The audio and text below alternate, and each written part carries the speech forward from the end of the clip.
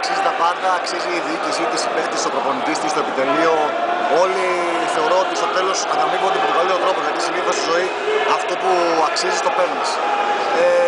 Βρεθήκαμε στην κατάλληλη στιγμή φορμαρισμένοι, ήμασταν καλά, πιστεύαμε στους εαυτούς μας. Έχουμε ένα άψογο κλίμα στα αποδυτήρια. Είμαστε μια ομάδα που ένας βοηθά τον άλλον στα εύκολα και στα δύσκολα και θεωρώ ότι αυτό είναι το κλειδί της επιτυχίας και ότι φτάσαμε μέχρι εδώ σήμερα.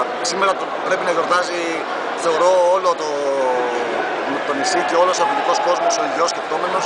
Μια ομάδα η οποία με χαμηλά μπάτζετ, με χαμηλές προσδοκίες, αλλά με τρομερή υγεία και έναν ερασιτεχνισμό εισαγωγικά μέσα στην επαγγελματική αυτή, τον κατακλυσμό του επαγγελματικό που ζούμε και αυτός εισαγωγικά, γιατί αυτός είναι επαγγελματισμός.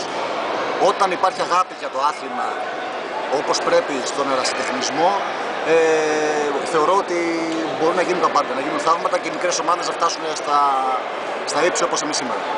Τώρα στη συνέχεια τελικώς για την ομάδα σας, φαντάζομαι μάλλον με τον Ηρακλή, αν και ποτέ δεν μπορούμε να το πούμε αυτό. Τι μπορούμε να περιμένουμε από τον Φοίνικα στον μεγάλο τελικό? Εγώ λέω να μην μιλήσουμε για αυτό σήμερα. Σήμερα να χαρούμε αυτό που ζήσαμε, να το γευτούμε με όσο μεγαλύτερη δύναμη μπορούμε και όσο μεγαλύτερη ενέργεια, να το ευχαριστηθούμε όσο μπορούμε περισσότερο. Από αύριο, από μεθαύριο, όταν θα ξεκινήσουμε προετοιμασία για το τελικό, μετά θα ασχοληθούμε με το επόμενο παιχνίδι. Θεωρώ ότι κάθε αθλητής, και εμείς είμαστε αθλητές που έχουμε μάθει να παίζουμε μεγάλα παιχνίδια, μας αρέσουν τα μεγάλα παιχνίδια, όταν μπαίνει σε έναν αγώνα προσπαθεί να κάνει το καλύτερο. Αλλά μέχρι να γίνει αυτή η προετοιμασία για τον αγώνα, ας ευχαριστηθούμε, ας χαρούμε και ας γιορτάσουμε αυτό που περάσαμε σήμερα. Ευχαριστώ πολύ. Αυτός ήταν ο Λίπεο του